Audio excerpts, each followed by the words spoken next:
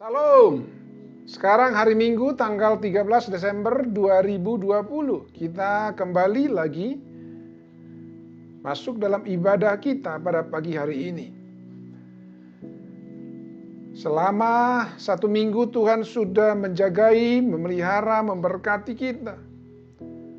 Dan saat ini adalah bagian kita untuk datang bersyukur kepada Tuhan. Untuk kita memuji Dia. Untuk kita menyembah Dia. Karena penyertaannya dalam hidup kita sungguh nyata. Itu sebabnya kita persiapkan hati kita saat ini untuk boleh kita masuk dalam ibadah kita pada pagi hari ini. Mari kita bangkit berdiri semua. Oh haleluya, haleluya. Haleluya, haleluya. Bapa di sorga, kami mengucap syukur karena kasih Tuhan, karena kebaikan Tuhan, kemurahan Tuhan, perlindungan Tuhan, penyertaan Tuhan dalam hidup kami selama ini. Tuhan sungguh setia dengan firman-Mu, dengan janji-Mu bahwa Engkau menyertai kami sampai akhir zaman. Dan itu Tuhan akan nyatakan kepada kami. Dan saat ini Tuhan, bagian kami untuk boleh datang kepada Tuhan, bersyukur kepada Tuhan. Kami mau memuji Tuhan, menyembah Tuhan. Oleh karena itu kami mohon pimpinan Roh-Mu yang kudus. Supaya boleh kami Tuhan, sungguh menjadi pemuji dan penyembah Tuhan yang benar. Oh Tuhan, kami mohon, kuduskan kami semuanya yang melayani Tuhan. Tuhan sudah mengurapi kami. Semua kami Tuhan yang ikut ibadah pada pagi hari ini, biarlah kiranya Tuhan yang mengurapi kami semuanya. Terima kasih Bapa, terima kasih. Terpuji nama-Mu Bapa. Dan saat ini ibadah kami, jadilah dalam nama Bapa, Putra-Mu Tuhan kami Yesus Kristus. Dan di dalam pertolongan Roh Kudus, haleluya, sama-sama kita katakan amin. Shalom jemaat Tuhan, saya percaya kita semua diberkati oleh Tuhan sepanjang 1 minggu yang lalu. Kita akan mulai ibadah kita siapkan hati kita memberikan yang terbaik buat Tuhan. Kita mau menyembah Tuhan, kita mau menikmati hadirat Tuhan. Saya percaya urapan Tuhan hadir di rumah saudara dimanapun saudara berada. Dan kita sama-sama menikmati hadirat Tuhan. Kita mau menaikkan satu lagu pujian, satu-satunya yang kuandalkan.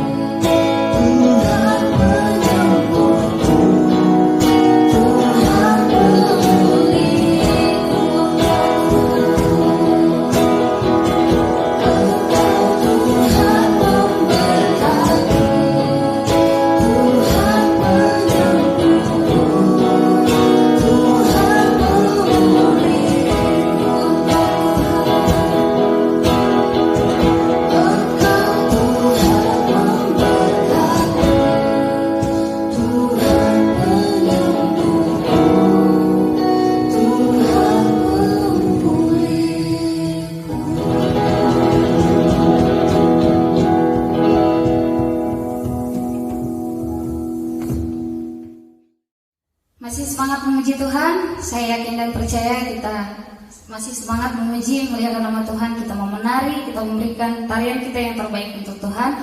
Saya undang untuk bangkit berdiri untuk semua jemaat yang ada di rumah. Kita mau menyanyikan satu lagu, Datanglah Kebaikan.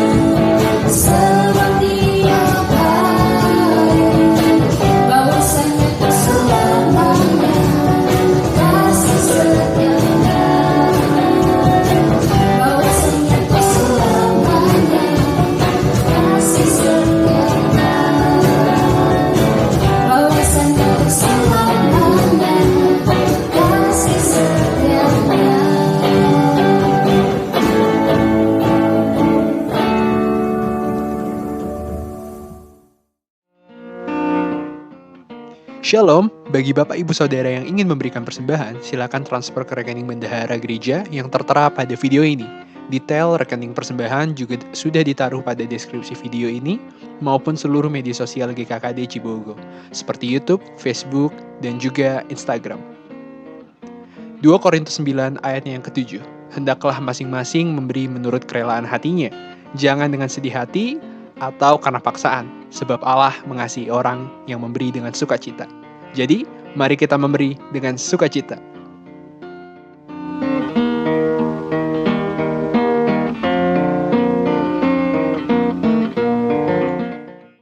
Saatnya kita akan mendengarkan kebenaran firman Tuhan. Sebelumnya saya persilakan untuk duduk kembali pada jemaat Tuhan. Kita mempersiapkan hati kita untuk mendengarkan kebenaran firman Tuhan. Sebelum kita mendengarkan firman Tuhan, kita menyanyi satu lagu Hati Hamba.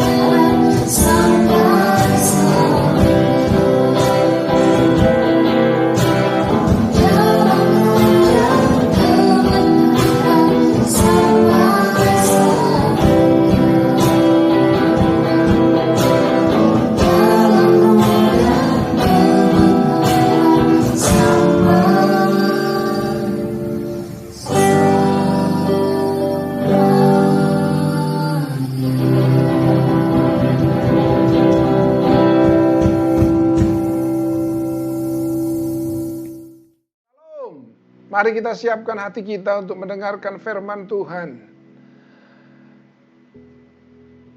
Oh haleluya, haleluya. Bapa di sorga, kami mohon pimpinan Roh-Mu yang kudus. Sementara firman Tuhan disampaikan, Roh Kudus yang bekerja di tengah-tengah kami. Roh Kudus yang bekerja di dalam hati kami. Hamba yang menyampaikan, Roh Kudus yang menolong. Demikian juga semua kami yang mendengar, supaya Roh Kudus juga yang menolong. Telinga kami yang mendengar, urapi Tuhan, sehingga boleh Tuhan hidup kami menjadi hidup yang sungguh berkenan di hati Tuhan. Terima kasih Bapa, kami serahkan pemberitaan firman Tuhan dari awal sampai selesai, supaya Roh Kudus yang ambil alih. Dalam nama Tuhan Yesus kami berdoa, haleluya. Amin. Minggu yang lalu kita sudah mendengar firman Tuhan mengenai hati hamba. Dan pagi hari ini topiknya adalah masih sama saudaraku, yaitu hati hamba bagian kedua. Saya melihat topik ini adalah sesuatu hal yang sangat penting. Karena memang Tuhan melihat ini sangat penting. Dia mencari hati hamba di tengah-tengah manusia. Dan orang percaya seharusnya memiliki hati seorang hamba. Tapi sering saudaraku, orang percaya menjadi batu sandungan.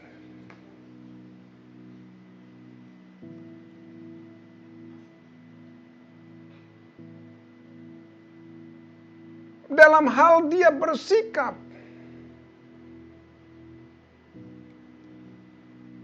tidak menjadi teladan,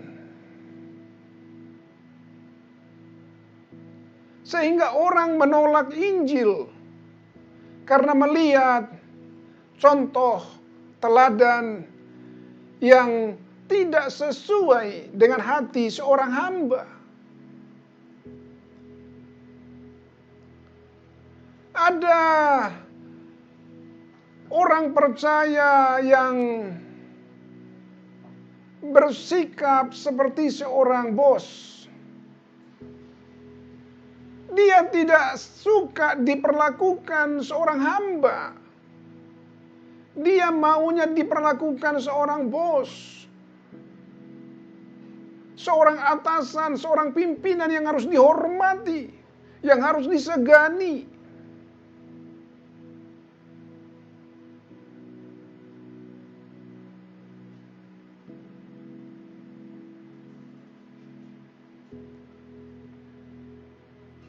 Sehingga orang melihat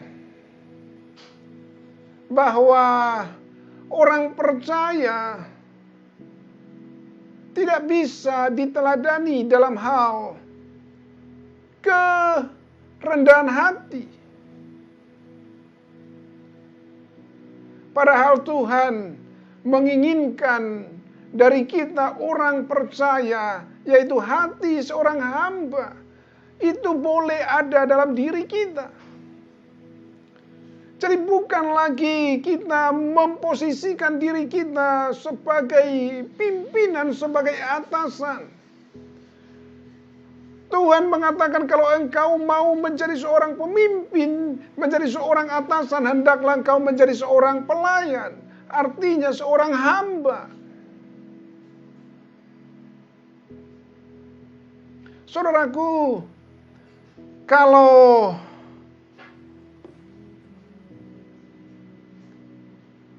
kita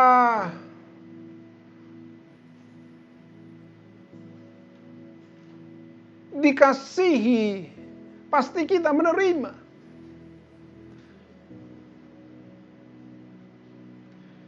Kalau kita menerima mujizat, kesembuhan, pasti kita menerima.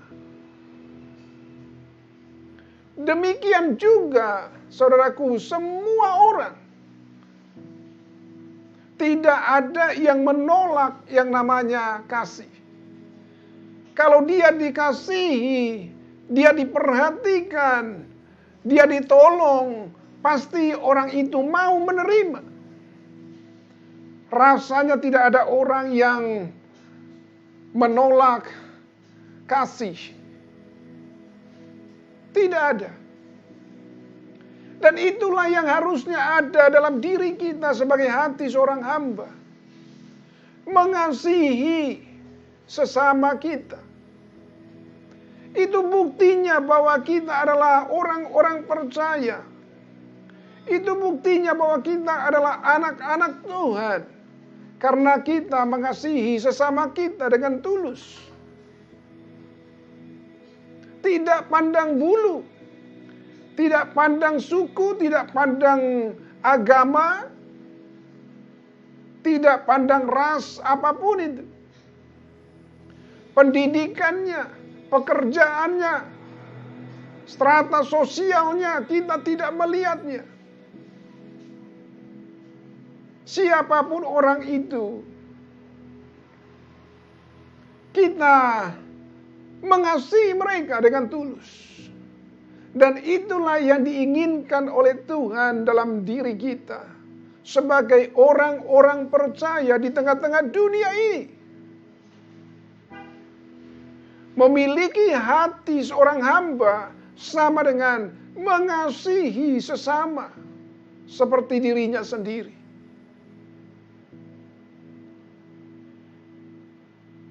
Coba kita lihat saudaraku dari 1 Korintus 9 ayatnya yang ke-19. 1 Korintus 9 ayatnya yang ke-19. Sungguh pun aku bebas terhadap semua orang. Aku menjadikan diriku hamba dari semua orang. Supaya aku boleh memenangkan sebanyak mungkin orang.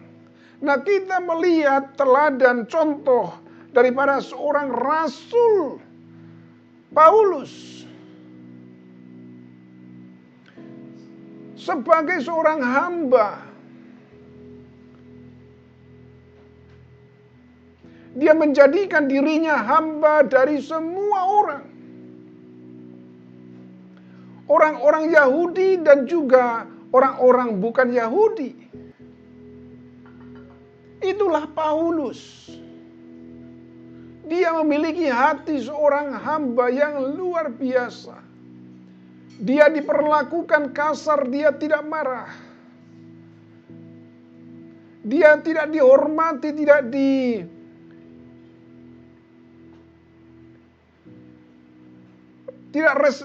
dihormati, tidak direspek oleh orang lain. Tidak jadi masalah bagi dia. Karena karena dia sudah memutuskan untuk menjadikan dirinya seorang hamba. Sehingga apapun sikap orang lain terhadap dia, dia tidak reaksioner lagi.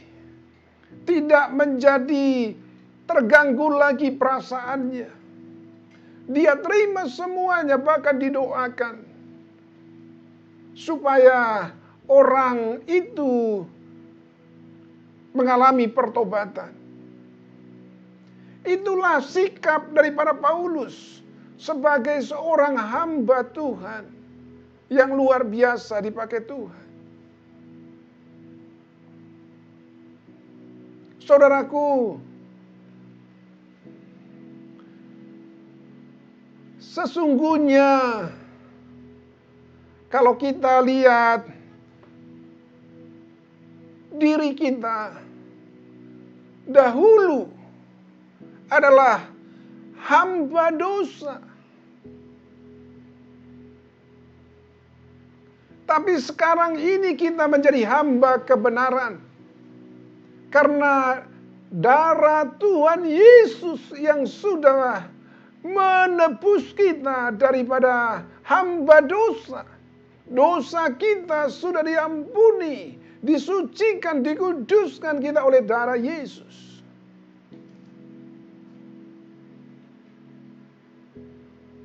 Jadi kalau kita lihat secara rohani, saudaraku, ada dua perhambaan. Yang pertama adalah hamba dosa. Dan yang kedua adalah hamba kebenaran.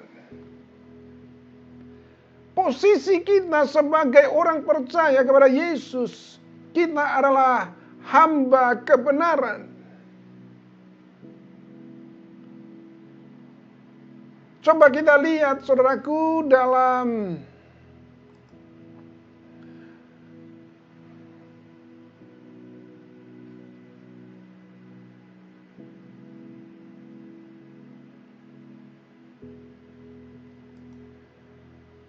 saya baca dari Roma 6 ayat yang ke-22.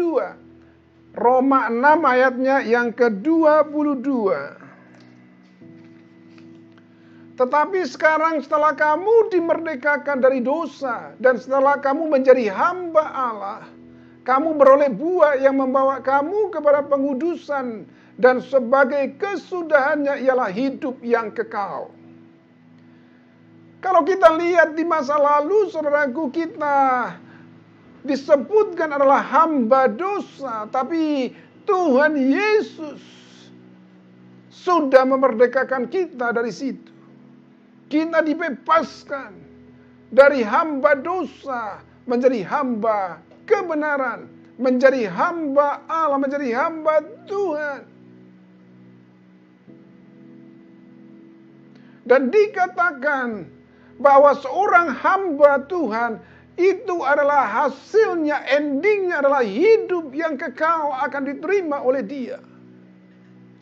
Jadi kalau kita memiliki hati seorang hamba, kita pasti nanti akan menerima hidup yang kekal.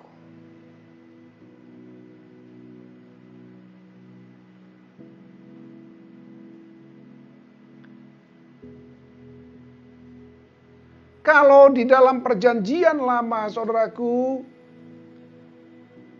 hamba itu, kalau dilihat dari bahasa Yunani itu adalah doulos. Doulos artinya adalah budak belian.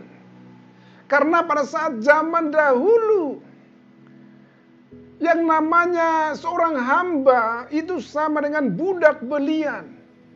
Sama dengan budak yang diperjualbelikan. Seperti halnya hewan peliharaan. Jadi budak itu pada saat zaman dahulu dikategorikan seperti sama dengan kekayaan. Kekayaan seperti domba, lembu, sapi, dan lain-lain. Karena suatu ketika nanti hamba itu bisa dijual kepada orang lain. Harganya mungkin bisa lebih mahal dari sebelumnya dia beli. Dia jual lebih mahal.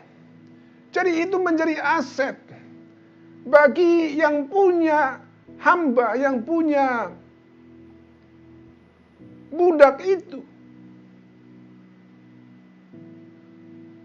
Jadi seperti itulah kalau kita menggambarkan seorang hamba sama dengan seorang budak. Dia tidak punya hak lagi atas dirinya sendiri. Karena dia sudah dibeli oleh tuannya. Dia tidak bisa membangkang.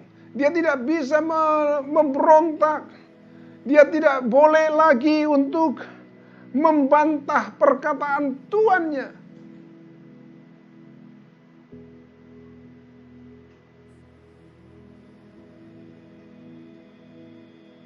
Tidak ada kebebasan dalam dirinya karena dia adalah seorang budak belian. Tapi puji Tuhan, saudaraku, kita tidak lagi diperhamba oleh dosa. Karena Tuhan Yesus sudah membereskannya, menyelesaikannya, menuntaskannya di kayu salib. Dia menebus kita dari perbudakan itu. Dia beli kita, saudaraku, dengan harga yang lunas. Jadi kita bukan milik kita sendiri lagi, tapi kita adalah milik Kristus. Karena Kristus Yesus sudah membeli kita dengan harga tunai.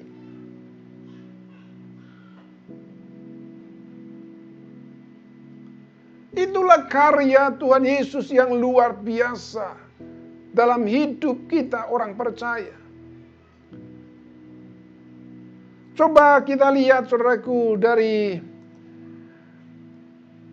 ayatnya yang 1 Korintus 6 ayatnya yang ke-19. 1 Korintus 6 ayatnya yang ke-19.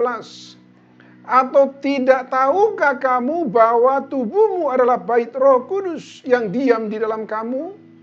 Roh Kudus yang kamu peroleh dari Allah. Dan bahwa kamu bukan milik kamu sendiri. Ayat yang ke-20. Sebab kamu telah dibeli dan harganya telah lunas dibayar. Karena itu muliakanlah Allah dengan tubuhmu. Nah, di sini sangat jelas, saudaraku, bahwa pada saat zaman dahulu, yang namanya hamba itu sama dengan budak belian. Dan kita secara rohani juga seperti itu. Kita dibeli, ditebus oleh Tuhan Yesus dengan harga tunai. Dibayar lunas, sehingga kita menjadi orang merdeka.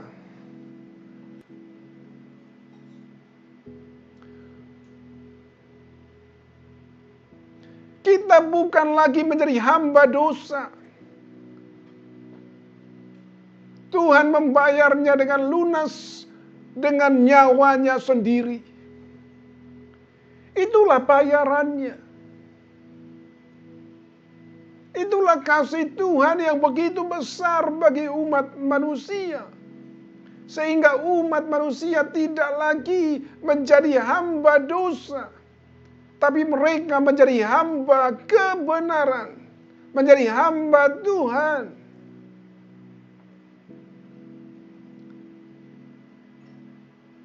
Saudaraku,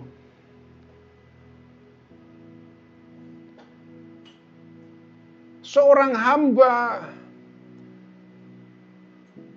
kalau dia membangkang, kalau dia membantah perkataan tuannya, maka hamba itu akan mendapatkan hukuman. maka hamba itu akan mendapatkan pukulan yang banyak. Itu jelas di dalam Alkitab ada tertulis, saudaraku. Coba kita lihat dari Lukas 12 ayatnya yang ke-47. Seorang hamba, dia harus benar-benar taat kepada tuannya. Karena dia adalah hak daripada tuannya. Dia tidak punya hak lagi terhadap dirinya sendiri. Karena dia sudah dibeli. Karena dia adalah budak belian. Sehingga dia harus melaksanakan apa yang menjadi titah tuannya. Tidak boleh dia melakukan pembangkangan. Coba kita lihat Lukas 12 ayatnya yang ke-47. Adapun hamba yang tahu akan kehendak tuannya, tetapi yang tidak mengadakan persiapan atau tidak melakukan apa yang dikehendaki tuannya, ia akan menerima banyak pukulan. Tuannya akan memberikan hukuman kepada budak itu, kepada hamba itu. Jadi tidak ada pilihan bagi seorang hamba kecuali taat penuh kepada tuannya. Dan inilah yang dicari oleh Tuhan di tengah-tengah dunia ini. Orang yang mau untuk melakukan kehendak Tuhan. Orang yang mau taat kepada Tuhan. Yang setia kepada Tuhan. Itulah yang dicari oleh Tuhan. Dan saya berharap hati seperti itu ada pada kita semuanya. Hati seorang hamba yang mau taat kepada tuannya.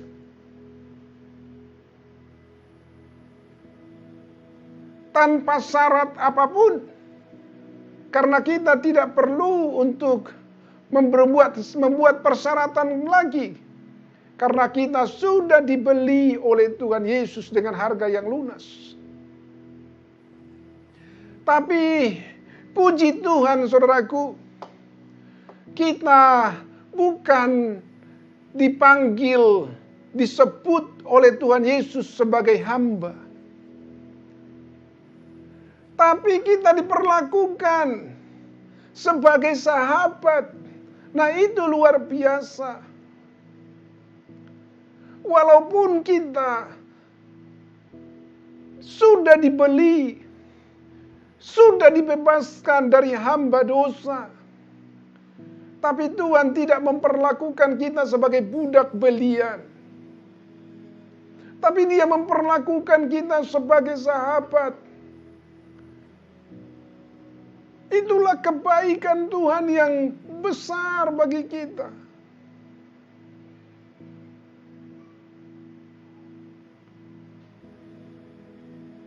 Oleh karena itu, saudaraku, coba kita lihat firman Tuhan dari Yohanes 15 ayatnya yang ke-15. Yohanes 15 ayatnya yang ke-15. Aku tidak menyebut kamu lagi hamba. Sebab hamba tidak tahu apa yang diperbuat oleh tuannya. Tetapi aku menyebut kamu sahabat. Karena aku telah memberitahukan kepada kamu segala sesuatu yang telah aku dengar dari Bapakku. Inilah kebesaran hati Tuhan kita Yesus. Dia sudah membeli kita dengan harga yang lunas. Kita ini bukan milik kita sendiri lagi. Secara hukum, kita ini sudah menjadi milik Kristus 100%. Karena Dia sudah menebus kita oleh darahnya, oleh hidupnya, oleh nyawanya dengan harga lunas. Tapi Dia tetap memberikan kepada kita kebebasan. Dia memberikan kepada kita kemerdekaan itu. Dia kembalikan kemerdekaan itu kepada kita, saudaraku. Itu sebabnya dia berkata bahwa kita ini adalah sahabatnya. Indah sekali. Jadi seorang yang memiliki hati seorang hamba, dia akan memiliki hati yang lembut. Dia memiliki hati yang lembut, saudaraku. Bukan kasar. Sama dengan Tuhan Yesus, dia memiliki hati yang lembut. Kalau orang dunia tidak akan mau menganggap budak beliannya sebagai sahabat. Orang dunia tidak akan mau memperlakukan pembantunya sebagai seorang sahabat. Hambanya sebagai seorang sahabat. Tapi Yesus, dia menyebut kita, memperlakukan kita sebagai seorang sahabat. Dia memiliki hati yang lembut sekali. Yang rendah hati. Hati seorang hamba. Dia mau mengalah. Dia tidak mempertahankan kedudukannya sebagai Tuhan atas hamba itu. Tapi dia mengalah. Dia merendahkan diri. Dan mau memperlakukan kita menjadi sahabatnya. Luar biasa. Luar biasa hati seorang hamba. Dia memiliki hati yang mengalah. Hati seorang hamba. Dia memiliki hati melayani.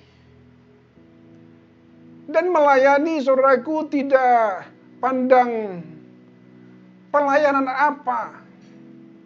Apapun pelayanan, dia akan kerjakan.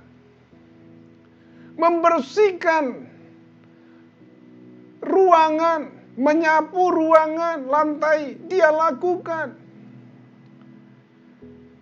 Bukan hanya pekerjaan-pekerjaan yang mulia terlihat oleh manusia, tapi pekerjaan-pekerjaan kasar yang dilakukan oleh budak, yang dilakukan oleh pembantu, dia mau melakukannya. Itu seorang hamba. Dan Tuhan mau hati seperti itu ada pada kita, saudaraku.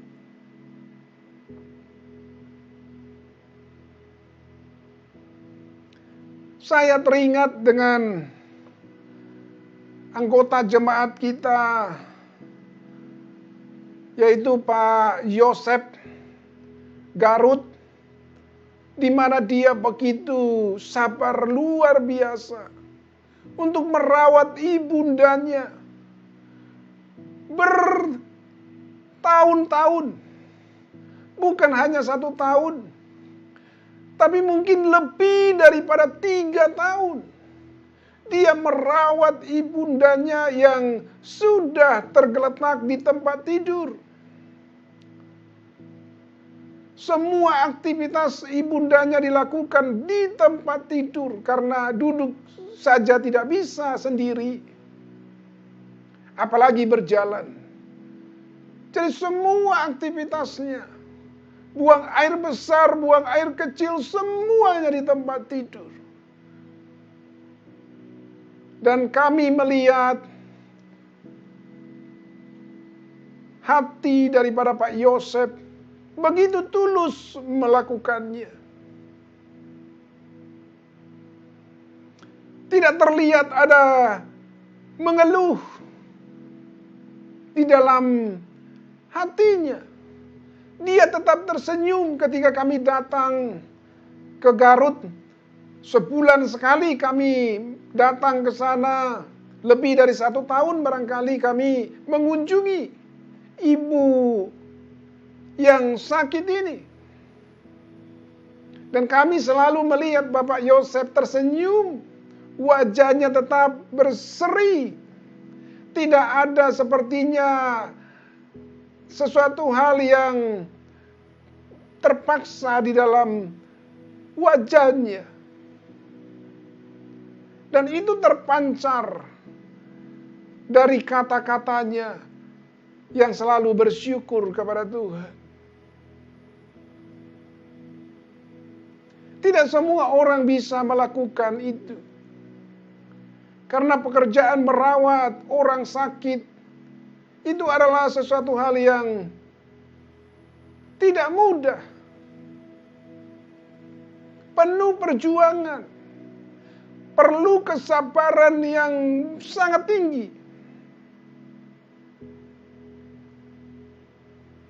Dan kami mengalami sekarang, saudaraku, bagaimana ibu kami yang saat ini kami rawat di rumah yang usia sekarang 87 tahun. Tantangan cukup besar.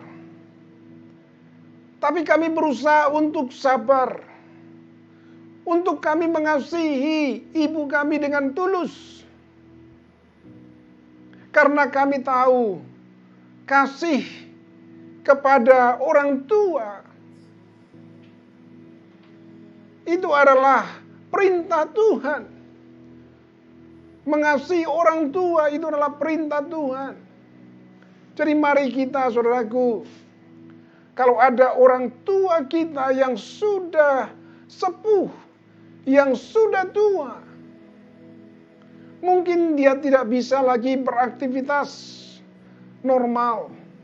Tapi mari kita mengasihi mereka, menyayangi mereka, karena Tuhan mau untuk kita mengasihi mereka, menghormati orang tua kita, sampai Tuhan memanggil mereka, menjemput mereka.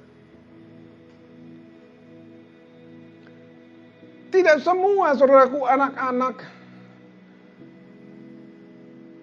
bisa melayani orang tuanya yang sudah sakit. Tidak semuanya. Ada anak-anak yang tidak kuat. Mereka tidak sabar sehingga mereka marah-marah. Mereka kesal barangkali kepada orang tua. Bisa terjadi. Tapi kita sebagai anak-anak Tuhan, orang-orang yang percaya kepada Tuhan Yesus, seperti apapun kesehatan orang tua kita, sudah sakit-sakitan, tidak bisa lagi berjalan normal, tidak bisa lagi melakukan aktivitas. Tapi kita sebagai orang yang percaya kepada Tuhan, kewajiban kita untuk mengasihi orang tua kita. Kalau di masa kecilnya, saudaraku, masa kecil kita, orang tua kita lah yang merawat kita. Orang tua kita lah yang membersihkan semua, memandikan kita. Mungkin ketika kita buang air kecil, buang air besar, dia bersihkan semuanya ketika kita masih kecil. Dia lakukan itu dengan sungguh-sungguh, dengan hati yang tulus kepada anak.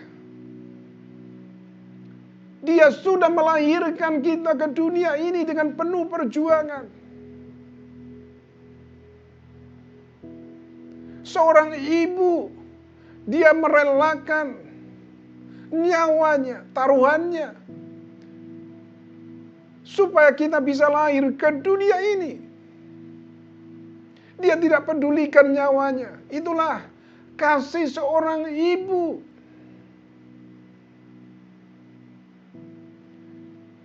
Dia bekerja keras, untuk merawat kita dari sejak bayi, anak-anak sampai dewasa, sekolah, kuliah, bahkan ketika kita masih kerja, Dia memperhatikan kita. Selama Dia masih kuat, Dia pasti memberikan yang terbaik untuk kita sebagai anak-anaknya. Tapi ketika Dia sudah tua, saudaraku, inilah bagian kita untuk boleh memberikan kasih kita kepada orang tua. Sama seperti Pak Yosef Garut, luar biasa, salut kepada beliau. Ya, istrinya dan anak-anaknya, mereka melayani orang tuanya, ibundanya dengan luar biasa. Dan saya yakin semua saudara-saudaranya angkat jempol kepada Pak Yosef Garut. Karena mereka, keluarga ini melayani ibundanya begitu lama. Dengan kasih sayang yang besar. Dan ibundanya juga merasa kasih itu.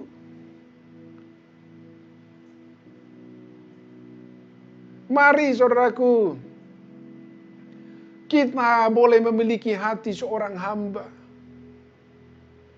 Jangan pernah kita membuang orang tua kita yang sudah tidak bisa lagi melakukan apa-apa.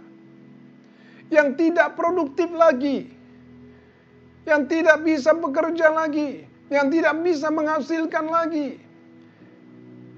Yang bisa dia lakukan hanya menjadi beban. Jangan kita menelantarkan orang tua kita. Sekali lagi saya katakan, jangan pernah. Tapi mari kita sebagai orang-orang percaya untuk boleh kita memiliki hati seorang hamba. Boleh kita mengasihi orang-orang yang kita kasihi. Seperti orang tua kita. Kita kasih, kita sayangi di masa tua mereka. Kita sayangi mereka. Saya percaya Tuhan akan memandang kita. Tuhan akan memperhatikan kita. Tuhan akan melihat semuanya itu. Dan Tuhan akan melimpahkan berkat-Nya kepada kita. Karena orang yang memperhatikan orang tuanya, menghormati orang tuanya, berkat Tuhan pasti akan dilimpahkan Tuhan kepada mereka. Oh haleluya, haleluya. Demikian juga saya melihat bagaimana Pak Sembiring yang merawat istrinya. Itu tidak mudah. Hanya orang yang memiliki hati seorang hamba yang mau dengan sabar merawat istrinya, yang tidak bisa lagi melakukan aktivitas sendiri. Semua dilakukan di tempat tidur. Dan itu sudah terjadi berbulan-bulan. Mungkin sudah hampir 1 tahun ini. Tapi Pak Sembiring, kalau saya melihat, dia tetap bersabar. Dia tetap bersabar merawat istrinya dengan baik. Anak-anaknya juga demikian.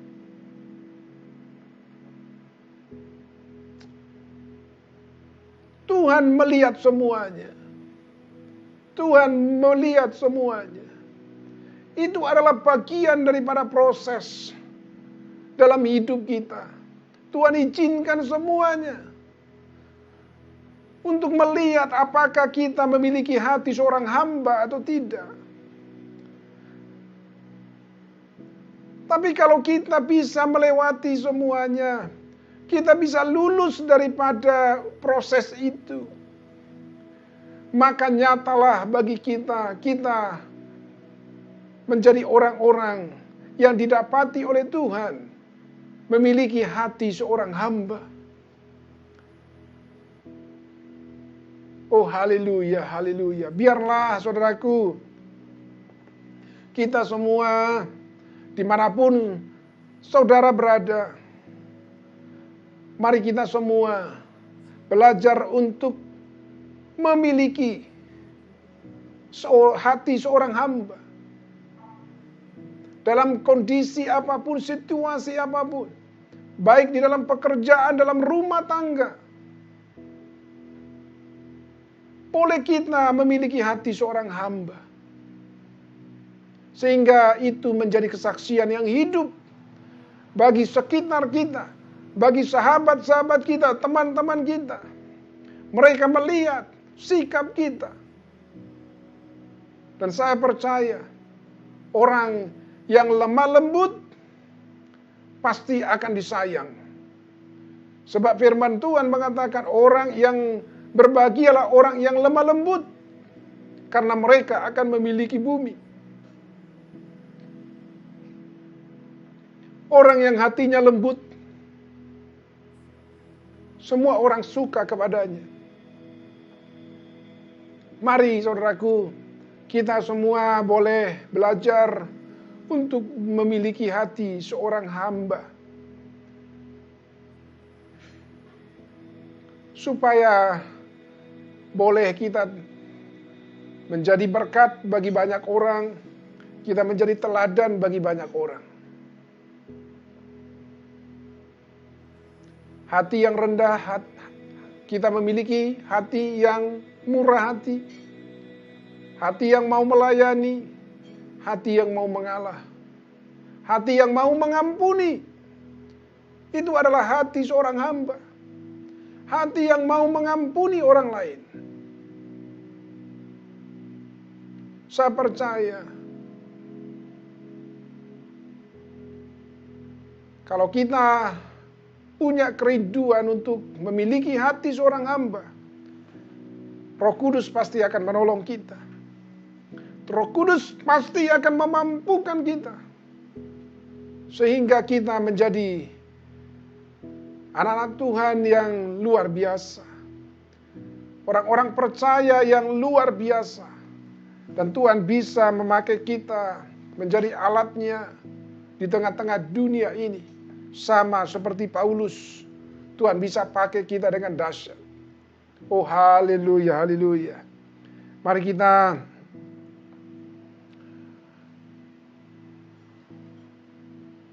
respon firman Tuhan dengan menaikkan pujian ini. Inilah yang ku punya, hati sebagai hamba. Ya, mari kita naikkan pujian ini saudaraku. Oh haleluya, haleluya. Inilah yang ku punya, hati sebagai hamba, yang mau taat dan setia padamu Bapa. Kemanapun ku bawa, hati yang menyembah, yang mau pegang kebenaran sampai selamanya. Kita ulangi, inilah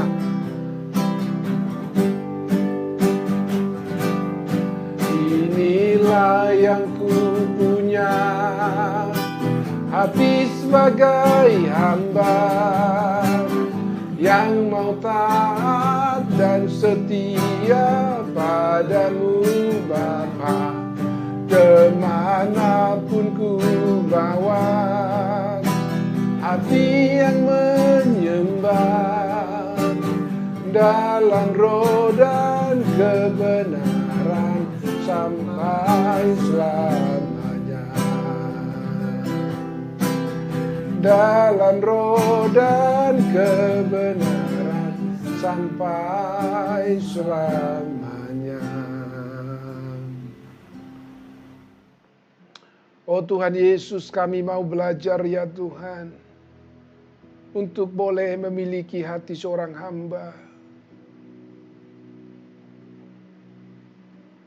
Kami tahu kami masih tinggal di dalam dunia ini. Masih tinggal di dalam daging. Tapi kami percaya Roh Kudus sanggup untuk boleh Tuhan mengubahkan hati kami. Sehingga hati kami menjadi hati seorang hamba. Hati yang sungguh mau melayani orang lain dengan tulus. Hati yang tulus melayani Tuhan. Hati yang mau mengampuni orang lain. Hati yang mau mengalah. Hati yang lembut.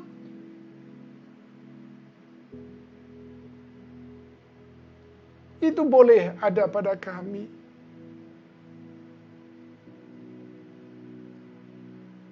Oh Tuhan, terima kasih. Terima kasih Tuhan. Tolong kami supaya kami tidak mempertahankan harga diri kami. Sering Tuhan secara manusia itu menjadi penghalang firman Tuhan diberitakan. Karena adanya rasa tinggi hati dalam diri kami. Kami merasa mau dihormati oleh orang lain. Kami merasa mau diperhatikan oleh orang lain. Tapi ketika kami tidak dihormati, diperlakukan sebagai hamba, kami berontak. Ampuni kami Tuhan. Tolong kami supaya benar Tuhan hidup kami sungguh menjadi seorang hamba. Sikap seperti apapun yang kami terima dari orang lain, biar boleh kami seperti Paulus, tidak menjadi emosi, tidak menjadi marah, tidak menjadi kesal. Tapi boleh kami tetap kuat di dalam Tuhan, bahkan mendoakan orang-orang yang bersikap tidak baik kepada kami. Oh Bapa, terima kasih. Terima kasih Tuhan, terima kasih. Terima kasih Tuhan Yesus. Terima kasih Tuhan, terima kasih. Terima kasih Tuhan. Oh haleluya. Mari kita semua bangkit berdiri. Kita mau tutup ibadah kita pada pagi hari ini. Oh haleluya, haleluya, Jesus Christ. Oh haleluya, haleluya, Jesus Christ. Terima kasih Tuhan, terima kasih. Terima kasih Tuhan, terima kasih. Terimalah berkat Tuhan. Tuhan memberkati engkau dan melindungi engkau. Kemanapun engkau pergi, dimanapun engkau berada. Tuhan menjagai engkau. Tuhan memelihara hidupmu. Tuhan mencukupkan semua kebutuhanmu. Tuhan menjauhkan engkau daripada segala mara bahaya kecelakaan. Membuat apapun yang engkau kerjakan boleh berhasil. Karena Tuhan menyertai engkau. Oh Tuhan, terima kasih, terima kasih. Tuhan menyinari engkau dengan wajah-Nya dan mengaruniakan kepadamu kasih karunia. Tuhan menghadapkan wajah-Nya kepadamu dan melimpahi engkau dengan damai sejahtera. Terima kasih Tuhan, terima kasih. Dan kami terus Tuhan perkatakan, deklarasikan bahwa Tuhan Yesus adalah tempat perlindungan kami. Tuhan Yesus adalah tempat perteduhan kami. Darah Yesus kiranya menyelimuti kami selama 1 minggu ini ke depan. Boleh Tuhan itu menjadi bagian kami, anak-anak-Mu. Terima kasih Bapa, terima kasih. Dalam nama Tuhan Yesus kami berdoa, haleluya. Sama-sama kita katakan, amin. Selamat hari Minggu, Tuhan memberkati kita semuanya. Selamat berjumpa kembali nanti dalam ibadah kita di minggu yang akan datang. Haleluya, haleluya.